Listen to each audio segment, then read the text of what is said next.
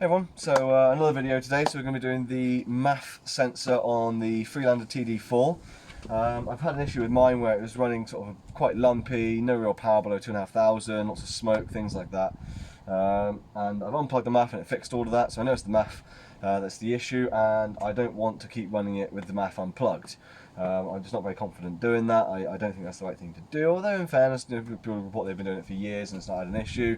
It's just not something I'm very comfortable doing with my Freelander. So I'm going to be replacing it with the OE Bosch unit. APD were very kind in sending this out for me for this video to get this done for you guys. So a huge thank you to them. I'll be leaving links down to them down below for this part as well as just their website in general. So a massive thank you to them. But they supplied the complete Bosch unit. So it comes with the MAF sensor in there. And effectively this is just going to bolt onto the engine. There's a small bolt that goes in the side here, and then there's these two latches. So there's these latches here that come over and hook on, and then there's also the bolt here and just some sort of catches that it goes into as well. I'll show you the location in a minute, but yeah, you've got the MAF in there, you've got the pipe. Obviously these will come off on both sides to allow air to flow through. And on there is a directional element telling you which way the air will flow, which in relativity to the engine it will be this way, so air will come through that way from the airbox. But other than that, let's get on and fill it, hopefully before it gets dark.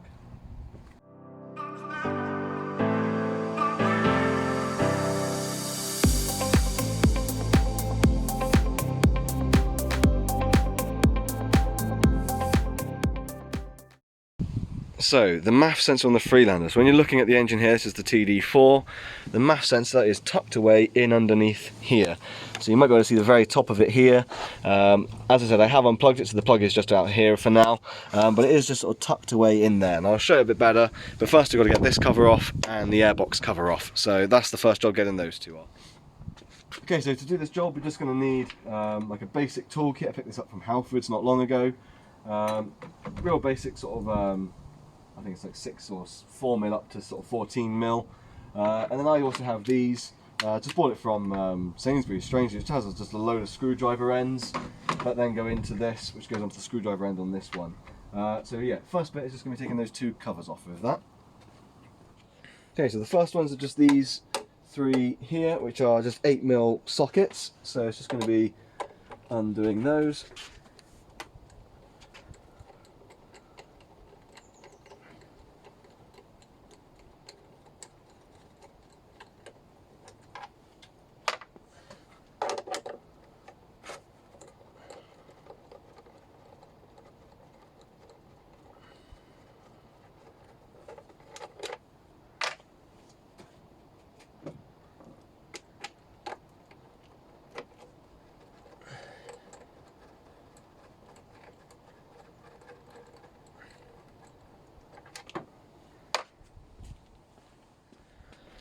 Okay, so the next bit is this one, this one, this one, and then there's one down the back around here and one in the corner here. So this is a bit different. Okay, so yeah, so for this one it's like an Allen key end on it. I don't know the size, I'm afraid. I don't know if it's got it printed on there. CR-V5. So that's the size I'm using for this, and these just unscrew. They do normally just stay in the cap, so I don't take them all the way out. They will just stay in there.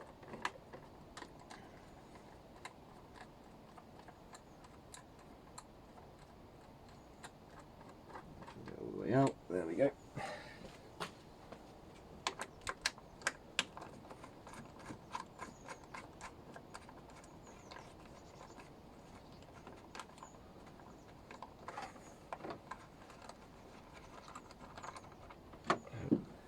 This one's a bit more tricky because he's kind of down in here and you don't want to lose your bit. But if you just sort of come in from the sides, it's a bit easier to get to him without dropping the screwdriver.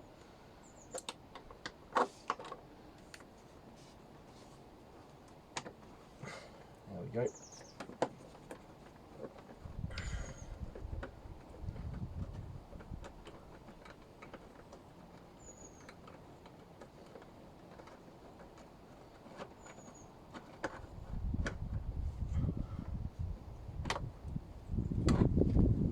Oop, that stayed in there.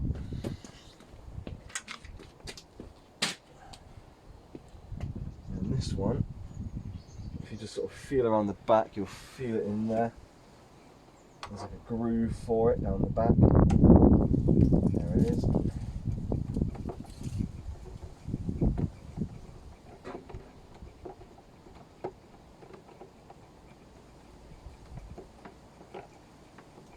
Should be him undone. There we go. So that's those undone. Okay, once you've got that undone, remember to take the oil cap off temporarily. Now in theory, you could take all of this off to make it a bit easier. I'm not going to bother doing that, because you can sort of rotate this out. It's a bit more work, but you can do it. There we go. And out comes the airbox cover. Okay, so now we've got those two top covers off, the air filter out, etc. It is a hell of a job getting the rest of that stuff out, so you can pull the box out. So to get that box out, you need to undo the 3 bolts that are inside the airbox. There's a couple around, etc. And it's quite a long job, and if you're in the winter like we are now, you don't really want to spend the time pulling it all apart. So a cheeky little workaround. So I've cleaned all of the fins on this, on my old one, so they're all clean, and it still didn't work. So I know it's the actual unit itself that's faulty. So all you really need is this bit right here. So we love a budget and we love a workaround on this channel.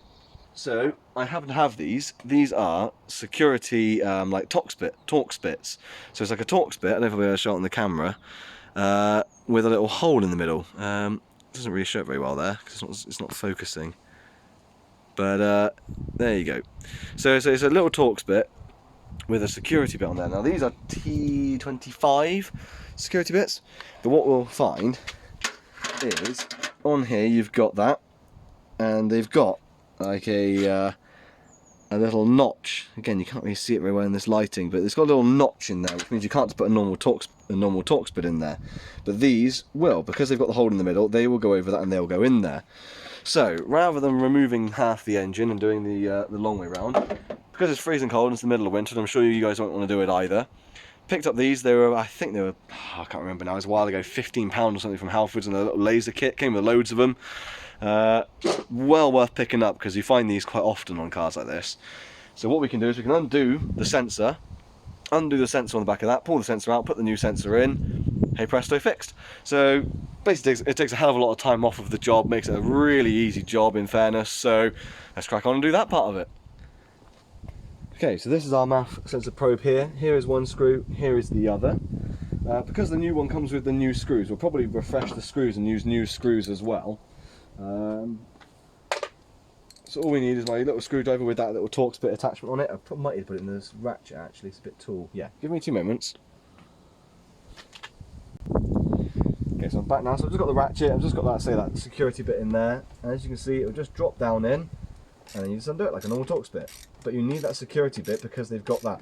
If you don't, you could really bodge it. You could get a Torx bit and drill a hole in the middle of it, the right size. But I just felt like getting a nice kit. They're quite neat in those little laser boxes, so it means I don't have to drill into any of my Torx bits.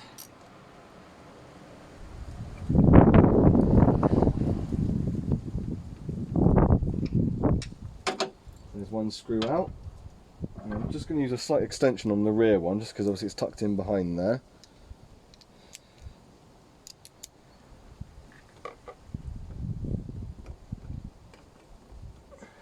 And visuality is an issue. There we go. I like that noise.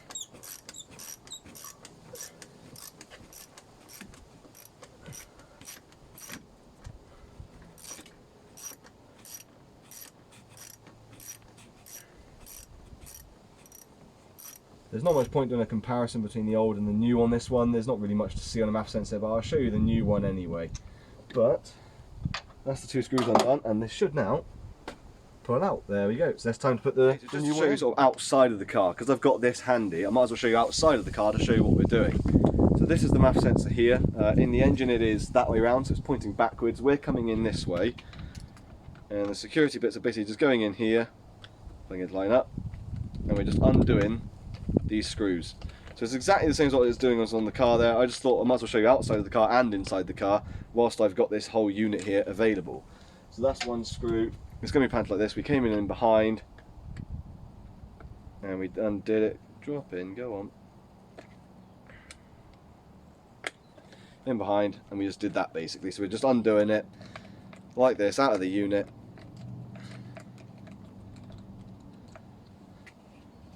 Only 2 short screws, and then out comes our old one. Make sure you keep this seal, that is vitally important. But there's the old unit. Effectively, we don't really need that, it is just a vent. This is what we're after. So this is our little sensor now, and that's what we're going to be putting into the car again, back as new.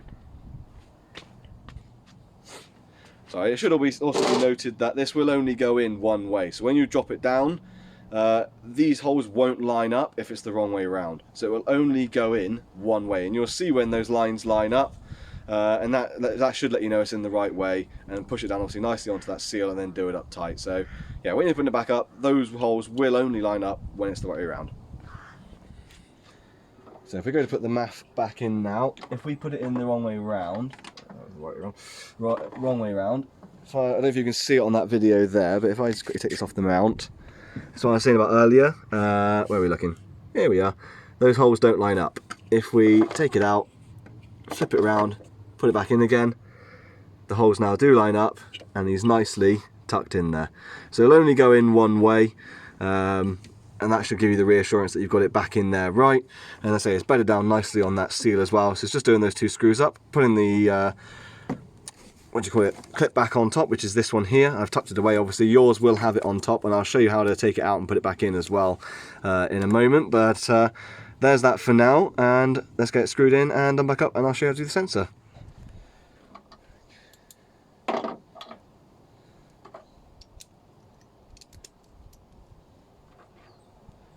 Okay, so like I said, I'm doing it up with the new screws on this one. I might as well refresh those whilst I'm here with the screws that came in that kit. So just getting it in nice and neat. I probably don't actually need the extension with this, in fairness. Give me 2 seconds.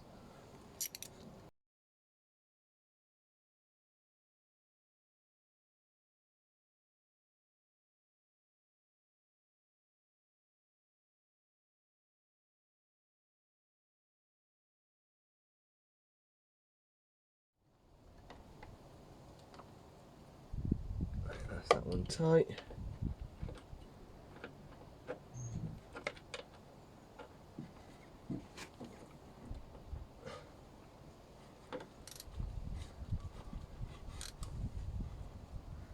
There we go. Now you don't want to over tighten this, it is only plastic, but it's in there, it's nice and tight, there's no movement in it. So that's it in nice and tight. So now you're going to get the clip on there, and that will again only go on one way.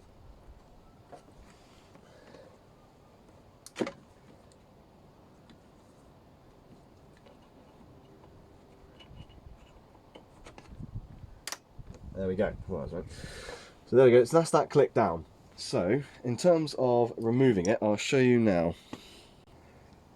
Okay, so in terms of taking that out, if I just zoom back out again. So what you've got is you've got these 2 pressure clips either side, and I got a flathead screwdriver, and I was able to push that in like that, and then pushing this over with my thumb, and it pulls up out. So I'll do my best to show that on video now, so give me just 2 moments. Okay, so hopefully it goes well, but push that against there and use this to my advantage. Push that in, and it's out. Okay, it's not a perfect method. I'm sure there is a very specific tool to make this job very easy. I do not have it.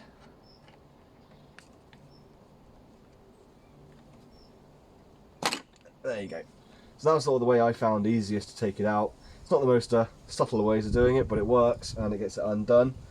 When you put a new MAF in, obviously you're going to have very different readings to before. So So yeah, now you've got a new MAF in the car. Obviously there's going to be much higher readings than before, better readings than before, I would hope. So obviously I've had mine unplugged as well, which isn't going to be the best. So when you plug it back in, there's normally a couple of different ways to reprogram it in. Normally it's unplug the MAF, run it with it in there until it's warm. Some will say sort of idle it for half an hour and just let it idle. Others say run it till it's warm, run it till it's warm, turn it off, unplug the MAF, let it run for about 15 seconds with it unplugged, turn it off, plug it back in again, turn it back on. So there's a couple of different ways to do it. If you look up online as well, there's sort of a whole different slew of ways to do it. I find normally just idling it for half an hour and then driving generally tends to sort of get it to work again properly. You know, sort of the ECU will eventually recognise that it's in there. Another thing you can do is unplug the battery. So I've done that as well in the past. Unplug the battery, leave it for a good, I'd say minimum half an hour. Could do it less, but I'd say minimum half an hour. Let the ECU kind of die, and then it will realise that there's a new MAF in there. When you plug it back in, it will just start using it, because what it does is it runs on averages over time. So if you've suddenly changed it again, it's kind of throwing a wobbly. So if you get rid of that by unplugging the ECU and get rid of that charge, it's basically starting again from fresh. So my best guess would be give yourself time to unplug the battery for about half an hour, plug it back in, maybe let it idle then for a little while, and then go for a drive and see what you get. Like I say, I'm hoping that it's fixed a lot of my issues. I had very lumpy idle, no real power up to 2,500 RPM, maybe a little bit more. And a little bit, well, quite a bit of smoke, things like that as well. So first things first, I want to check sensors. People obviously go straight in and check big things, head gaskets or seals, things like that. Easiest thing is a sensor, so I just unplugged the MAF and it went away. So that was a good way of just testing if it was that or not. Like I said, I cleaned up the fins on the old one so there was nice free flow through there again. So it was only that sensor probe that really needed changing, and that's what was the advantage of doing this Bosch. It's just a straight swap. There is a Peerberg unit, APD do it. However, I'd recommend only using that in conjunction with a ROM box or a remap or a rolling road session, things like that, a rolling road tune, I should say. Just because it's better for tuning, but it's not so good with a sort of running as it is stock. It needs something to compensate for it. So if you're getting like a remap done, obviously it can then take in the Peerberg into account, etc. And I say, an APD do that Peerberg one as well. So if in the future I do happen to modify this further and try and get more power out of the engine, I might look into that as well. But for now, that gets your MAF sorted and fixed if you're getting those issues. I hope you find this video really useful. It's just putting everything back together as you did before. Like I say, taking those bolts out and just putting them back in the same place. And like I said, you could take out all of those induction pipes, etc. as well if you wanted to make taking that airbox out a little bit easier. But in fairness, I don't really find it too difficult getting that airbox out with those in the way. So again, hopefully you find that useful. A huge thank you to APD for sending out that Bosch unit for me. It's a massive help. This is my daily driver, so it is a godsend to get it fixed and get it running again properly. So I'll get it back all together now. I might do a time lapse of that, you never know. And then if I can find the time when it's not too dark, I'll do a quick road review. But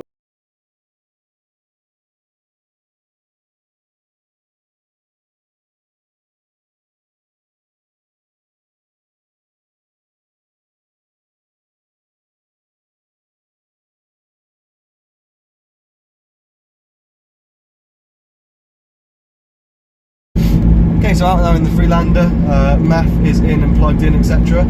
So I did leave the battery disconnected for about half an hour. I then let it idle for a while to warm up, and now I'm out for a drive. Immediately I am noticing it's more responsive. So before, with the faulty probe, it was like jump in, and if you held it at say 2,000 RPM, it would kind of, you know, it wasn't horrendous, but you'd just feel that little kick, almost like a misfire, I suppose. And yeah, it'd smoke and it would jump and things like that, so it wasn't great. Unplugged it, and it, like I said before, it did get a lot better. But I still felt, especially in these cold days, especially in the morning, it didn't run fantastic. And I think that's because it wasn't taking into account how dense the air was, you know, because it's so cold. I don't know the ins and outs of a MAF sensor, but you know, it's not, you know, it might detect the flow. I'm not too sure. So yeah, I'm not sure on the ins and outs of them, but it just wasn't quite there when it was cold in the mornings, you know, real cold. Horses, give me 2 moments. Okay, so past the horses. So plugging this new one in, I'm immediately noticing it's a lot smoother, doesn't feel like it's fighting against itself, is probably the best way I can word it. You know, it feels like there's a lot less internal resistance going on. It's just going nice. Low RPM, loads of torque. That's one thing again I noticed when I unplugged the MAF. I just seem to lack a little bit low down. I don't know if that's just a universal thing, or if I'm the only one, or there's another issue going on there. I'm not too sure, but plugging it back in now and letting it run, it's a lot smoother low down. If I hold it around 2000 RPM, yeah, there's no kick or jump at all. It's just holding it there. So yeah, really big improvement there. Like I say, definitely worth it if you are experiencing those issues. I think it's one of those things that people don't often think about, or think too much about, and don't want to do it because they think it might be a huge job. And I think if you were to replace the whole unit, it would be a big job. If you're just changing that probe, it's not that difficult. Like I said, 25 minutes, but turbo's kicking in nice and early. I'm not getting any issues with acceleration now. Sorry, I'm talking a lot in the cold today. So yeah, not bad at all. We're about to get to a 60 road, so I might just skip it ahead to that, and we'll see how it drives on a much quicker road. Yeah, so we're just going to test the acceleration up to 50. A lot flat out, but